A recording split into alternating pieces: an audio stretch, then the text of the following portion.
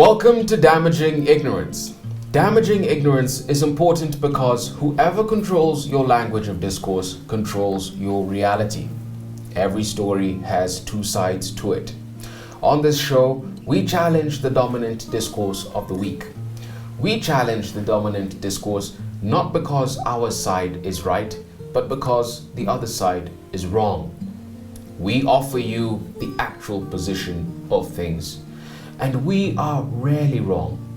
And even when we are wrong, it is because we do not choose to be right.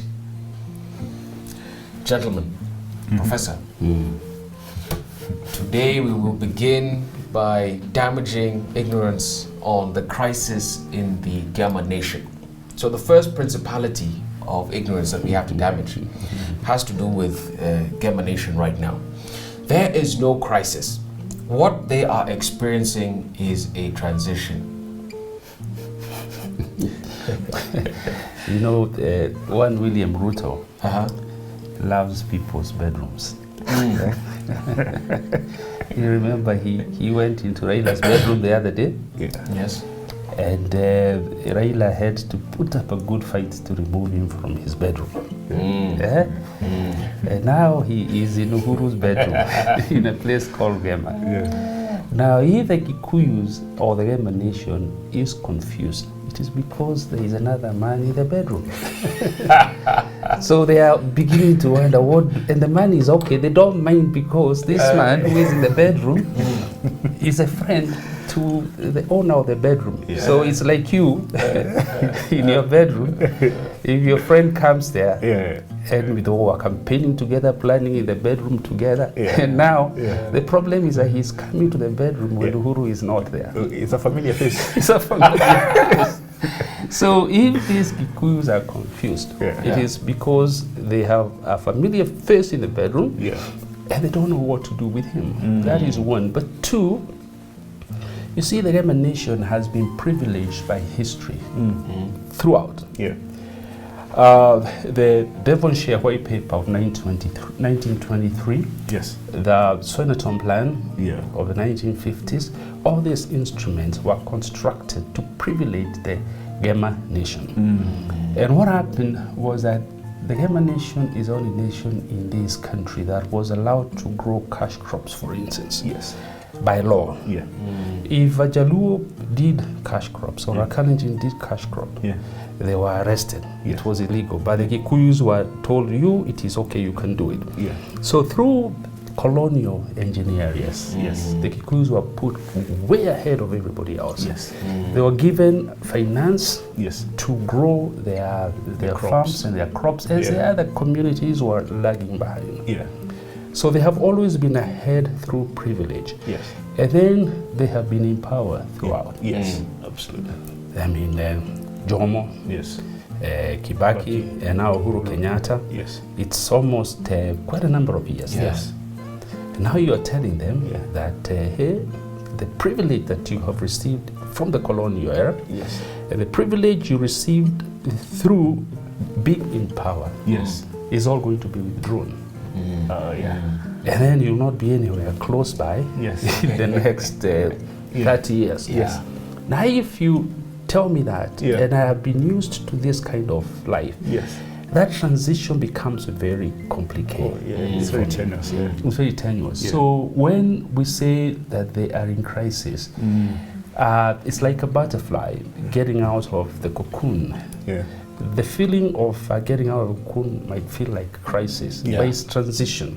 But once you pop out of it, then you'll be able to have a butterfly that looks beautiful with many colors. But if you cut off the cocoon and you allow it to come out, the juices that make those beautiful flowers on the wings, they disappear. Absolutely. So the pains they're going through now is a pain of rebirth. Because I think the GEMA nation is getting reborn. For some reason, they have to support another community. And they also have to secure their own space. And interest as well. And I think Uhuru Kenyatta has an idea how they should go. But some people within the community are saying we also have an idea how we should go. So the crisis we are seeing is a crisis of transition, but it's also a crisis of another man in the bedroom. And the man doesn't look very bad. So he's a familiar face. He was a family friend. Now, so what do you do?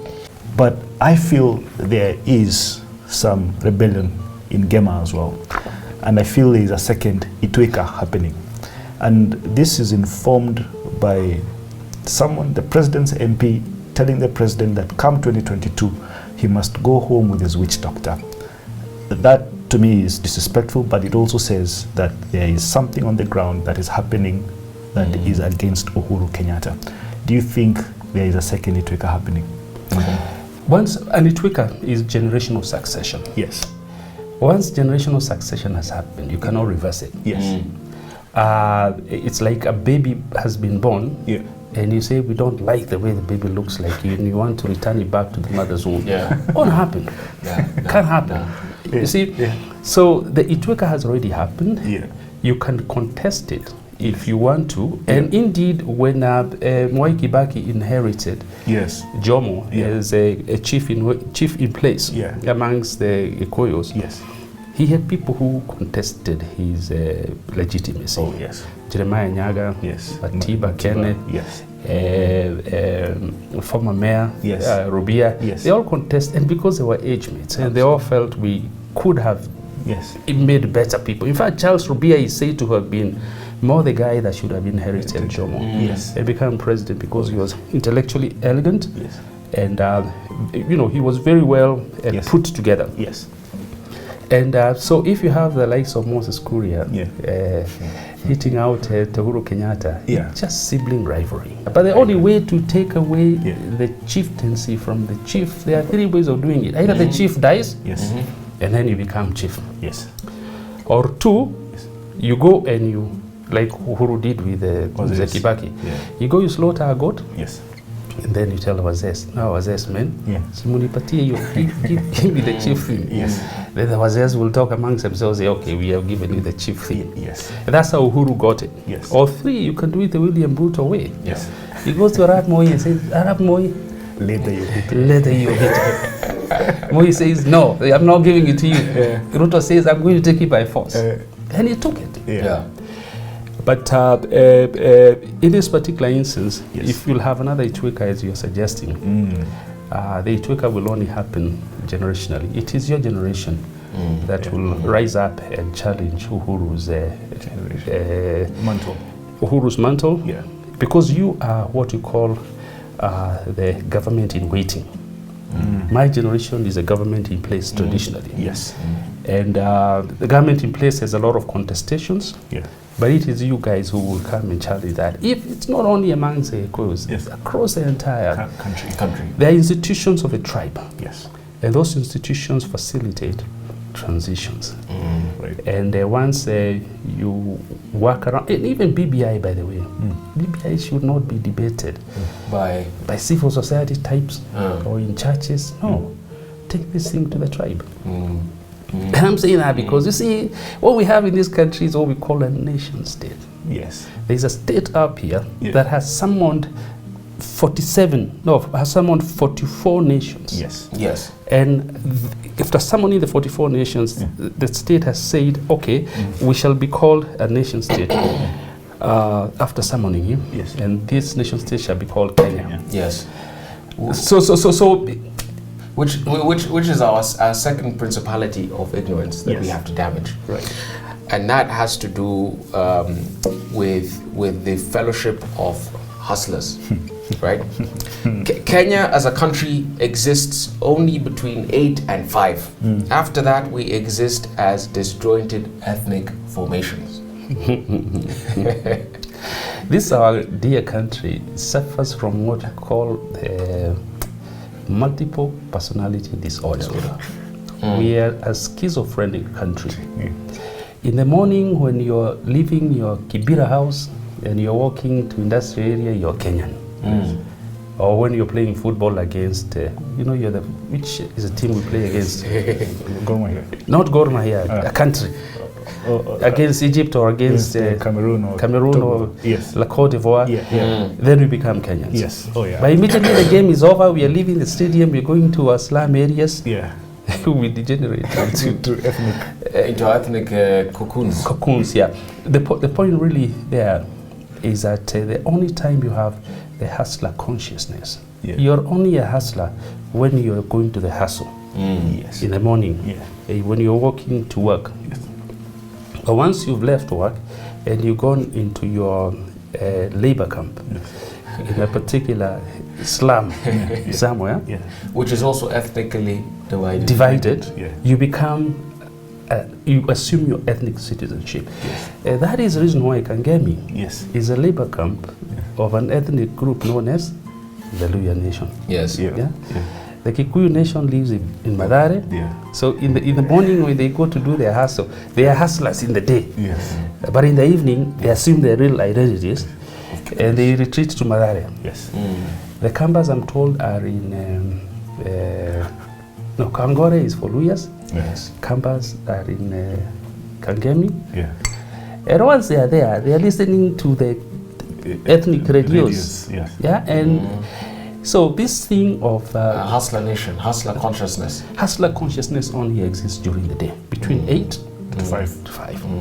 So this business of saying that we exist as a nation, in my view, is a lie. And that's why, in my thinking, and going back to the Lancaster consensus, let us take BBI to the tribes. Let us have a tribal conversation, because a conflict we have always had every 5 years is a conflict over ethnic majoritarianism.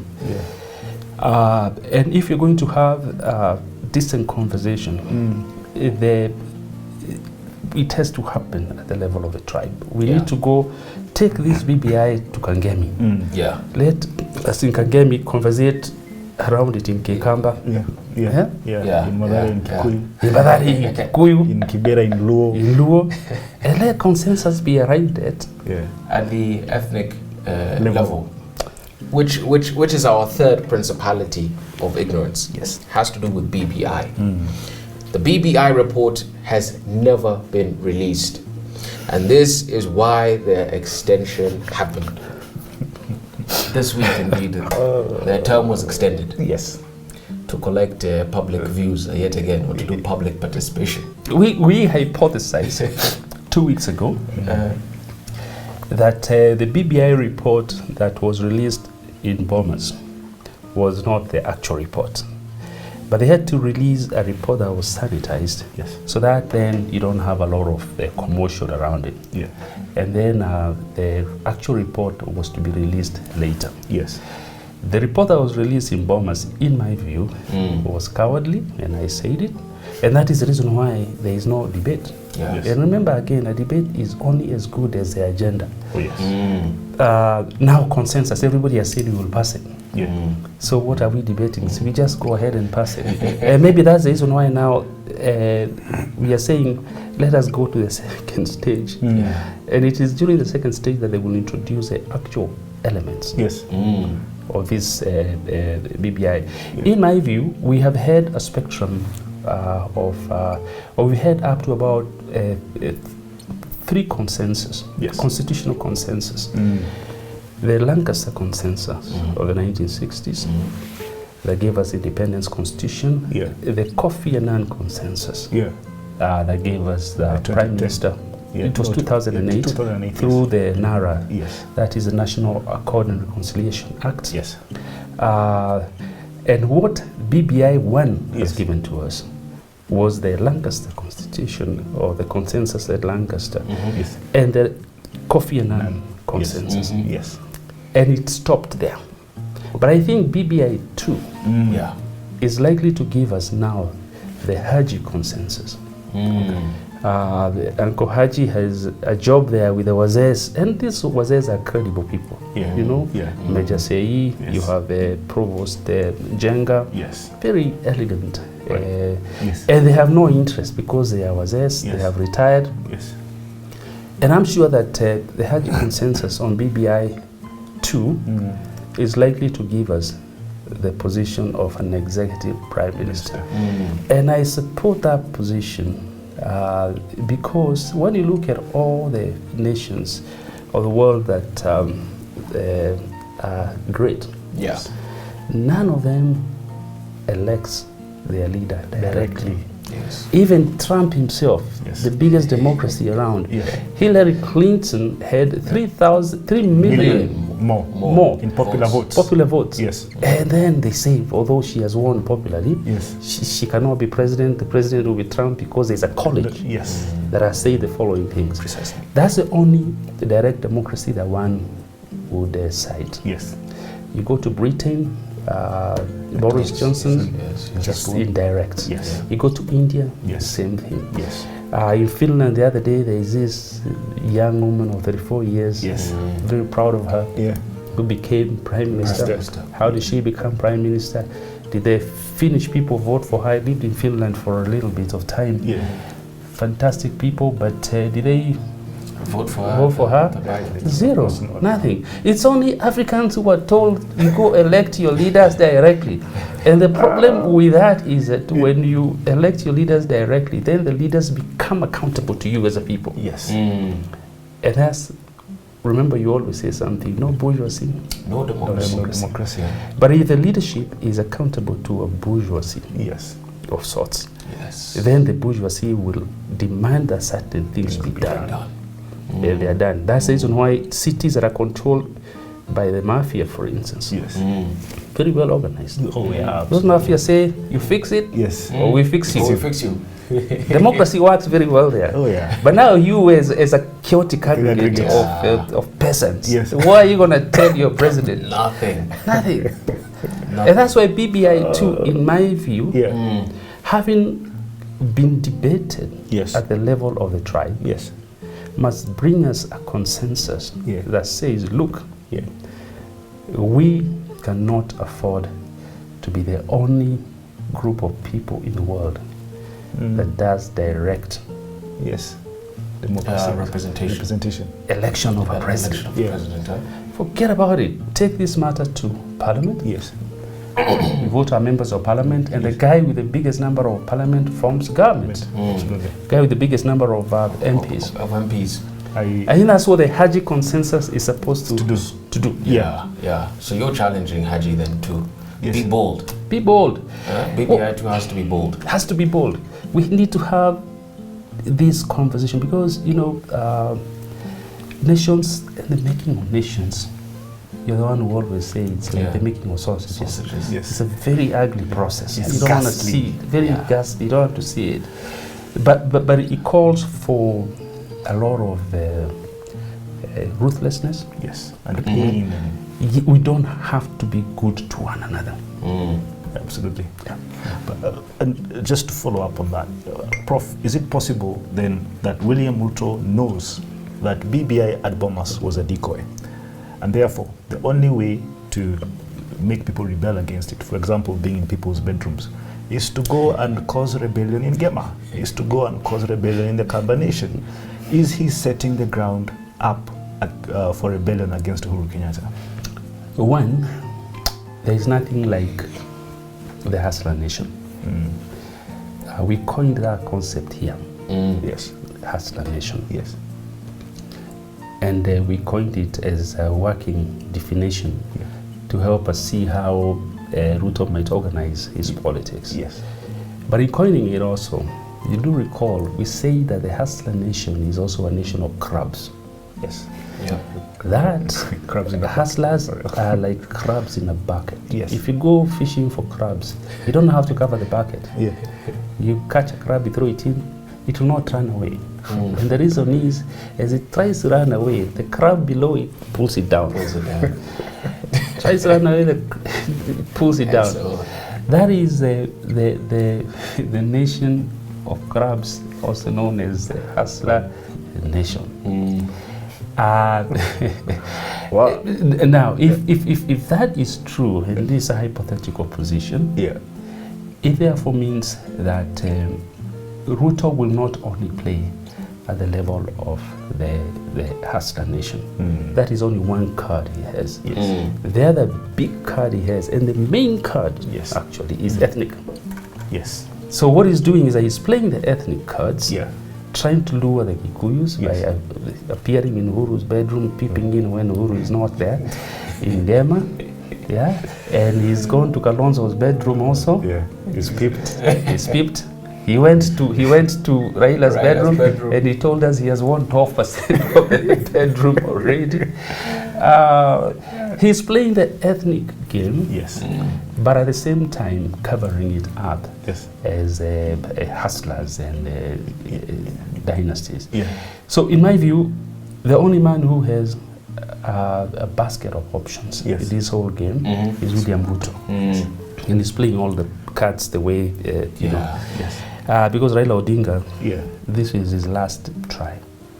If he doesn't get it now, it's now or never. It's now or never. It's now or never. Uhuru Kenyatta, we don't know what his game, his plan looks like. But in my view, if the nation were to ask me, especially the Kikuyu nation in particular, Kikuyu nation currently is completely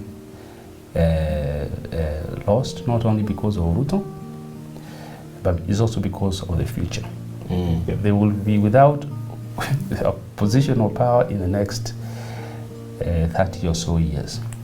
And I think what Uhuru is inviting them to ponder is the possibility of creating a position within government that can be occupied by one of them as a way of securing their interests, especially because they're the most populous. They have the biggest number of votes. And he's saying, why don't we create a slot so that we don't suffer the fate we suffered 24 years under Arab Moi. That's what he's saying. But since he cannot say it, he is skirting around the issue. But now we have said it. I think that's why. And there's nothing wrong, as I told you, keep saying. For Uhuru to become executive prime minister, and a man called Raila Odinga to become ceremonial president. And then Arab Ruto can be given a position somewhere there. Or he can wait and become executive prime minister after 7 or so years. Goodness. So what you're saying? So now that is that's what BBI 2 is going to be about. So the country now, we have given you the agenda, we can have the debate. So GEMA is being short-sighted. No, the people who are opposed to this is because they do not seem to understand the ploy. Or maybe they want to inherit Uhuru Kenyatta. That's a possibility. That's a nice way to end it. Thank you. It is our hope that we have damaged some ignorance. We also hope that we have exposed the owners of the Ignorance Project. Things are not as bad as they seem.